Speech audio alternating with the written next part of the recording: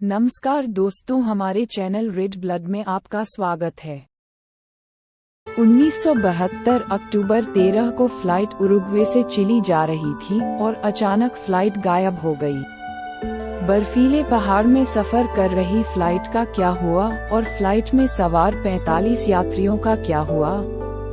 विमान के गायब होने के बाद विमान की तलाश के लिए खोज अभियान शुरू किया गया, लेकिन उन्हें पता नहीं चला कि विमान किसी सुदूर इलाके में दुर्घटनाग्रस्त हो गया है। विमान दुर्घटना के बाद कुछ लोग जीवित होंगे।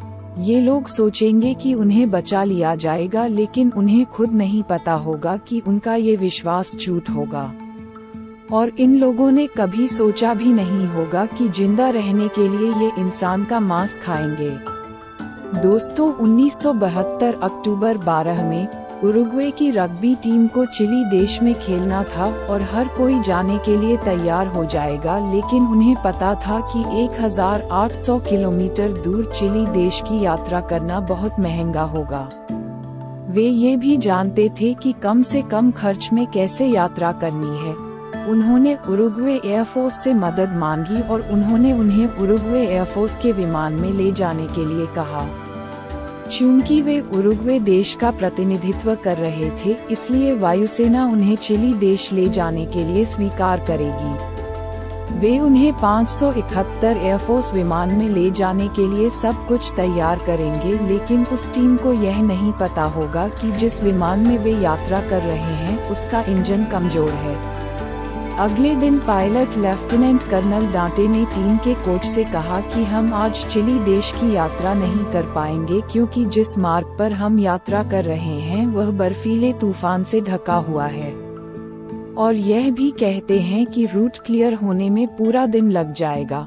इसलिए कोच ने पायलट से अनुरोध किया कि वे उन्हें दूसरे रूट से ले जाएं, क्योंकि उनके लिए जल्द से जल्द चिली देश पहुंचना महत्वपूर्ण है, अन्यथा वे टीम को वहां से हटा देंगे। तो पायलट डांटे बताएगा कि एंडीज पर्वत के माध्यम से एक और मार्ग है जिससे हम जल्द ही चिली देश तक पहुंच सकते हैं, लेकिन उसने बताया कि यह खतरनाक होगा। इसलिए हर कोई इस रास्ते से जाने के लिए सहमत होगा, क्योंकि पायलट अनुभवी था, इसलिए वह भी सहमत होगा।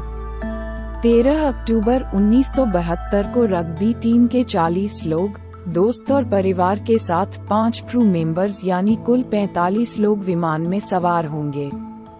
टेक ऑफ के बाद विमान बिना किसी समस्या के उड़ गया, लेकिन चूंकि विमान एंडीज पर्वत के करीब उड़ रहा था, इसलिए हर कोई थोड़ा डरा हुआ था, लेकिन उन्हें पायलट डेंटे पर विश्वास था।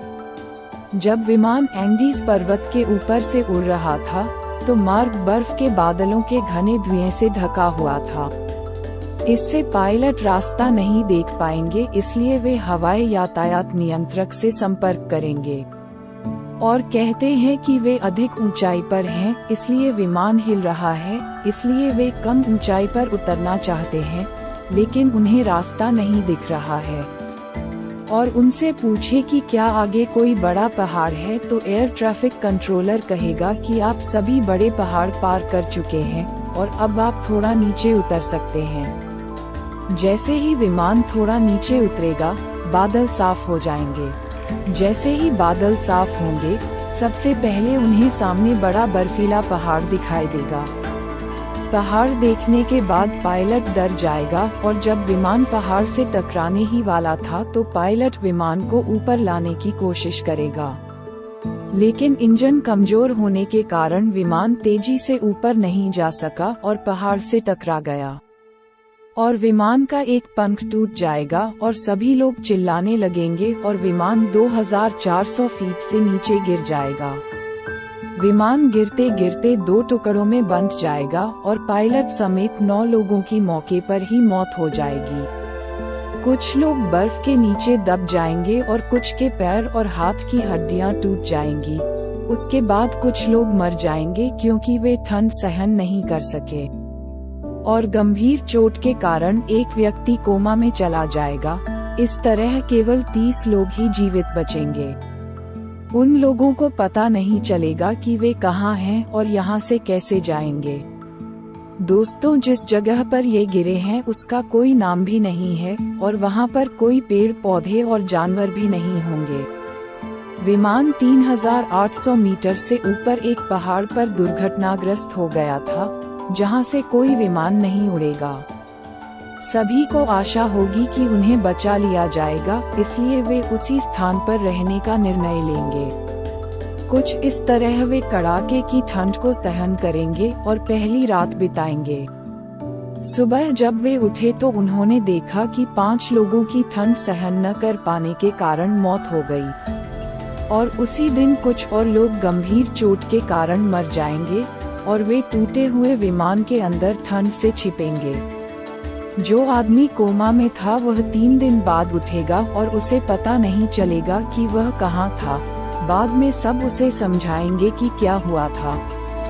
वह अपने आसपास कई लाशें देखकर डर गया और जोर जोर से रोने लगा क्योंकि वहाँ उसकी बहन की भी लाश थी। बाद में वे बर्फ से कुछ दबे हुए शवों को निकालेंगे और देखेंगे कि सह पायलट अभी भी जीवित होगा।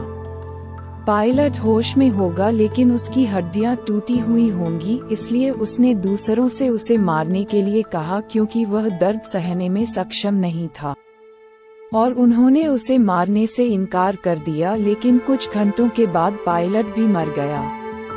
जैसे जैसे दिन बीतते गए 27 जीवित लोगों को बहुत अधिक भूख लगने लगती है, लेकिन खाने के लिए कोई भोजन नहीं होगा। विमान में बैग की तलाशी लेने पर उन्हें बादाम का एक जार, वाइन की 4 बोतल और कुछ चॉकलेट मिलेंगी। लेकिन उन्हें चिंता होगी कि इन थोड़ी सी चीजों से वे पेट कैसे भरेंगे और पहले शराब पिएंगे और खत्म करके बोतलों में बर्फ भर लेंगे। बाद में वे बर्फ पिघला देंगे और पानी पी लेंगे। वे विमान से रेडियो लेकर और एंटीना लगाकर सेना से संपर्क करने की कोशिश करेंगे, लेकिन ये काम नहीं करेगा। रेडियो से उन्हें पता चल जाएगा कि उरुग्वे से चिली जा रहा विमान गायब हो गया है और हमने विमान को खोजने के लिए कई दिनों तक प्रयास किया। क्योंकि विमान का रंग भी सफेद है, इसलिए हम विमान को देख नहीं पा रहे हैं और हमें नहीं पता कि विमान किस स्थान पर दुर्घटनाग्रस्त हुआ है, इसलिए हम अपना खोज अभियान समाप्त कर रहे हैं। रेडियो पर यह बात सुनकर सब लोग यही सोचेंगे कि हमारी मृत्यु यहीं होगी और रोने लगे।